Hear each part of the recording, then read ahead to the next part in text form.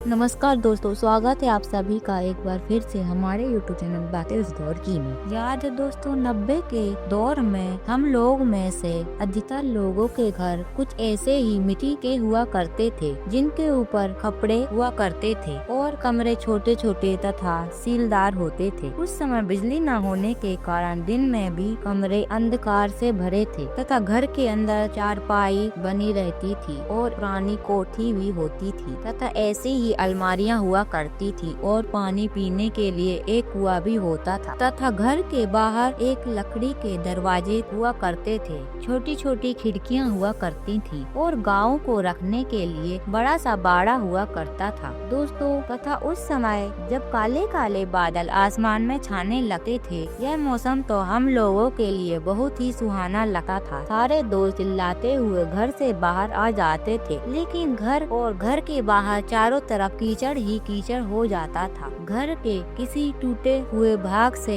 पानी टपकने लगा था और सुबह होते ही चारों तरफ कीचड़ और पानी ही पानी नजर आता था। खास करके खेतों की तरफ। उस समय खेतों में हम लोग दोस्तों के साथ मस्ती करने निकल जाते थे और जाकर नदी या तालाब या पोखर में खूब नहाया करते थे। मछली मारना, केकड़े पकड़ना इस समय खूब अच्छा लगता था। अगर शाम को भी बरसात हो जाती थी और उस समय घर का कोई सामान कम पड़ जाता था, दुकान हम लोगों को ही जाना पड़ जाता था दोस्तों। उस समय टॉर्च और छाते होते थे, तब माँ ऐसे ही बोरा उड़ा दिया करती थी। आज के समय में जब वर्षा होती है दोस्तों, तो लोग बोलते हैं इस मौसम में पकोड़े खाना चाहिए, लेकिन 90 के दौर में गांव के लोग किसी तरह बस रोटी ही बना लेते थे। यही बहुत बड़ी बात होती थी, क्योंकि तेज हवा और आंधी से वर्षा के कारण चूल्हा जलाने में बहुत ही परेशानी होती थी। एक या दो बारिश के बाद जब सारे खेत हरे भरे हो जाया करते थे, तो ग्वाला लोग अपने सारे जानवरों को खेतों में ले जाते थे और उस समय हम लोग भी खेतों पर जाकर बैठे और चलते हुए जानवरों को देखा करते थे। इन दिनों सांप बिच्छू भी खूब निकला करते थे दोस्तों, और ऐसे नए नए जीव निकला करते थे जिन्हें हमने पहली बार देखा होगा।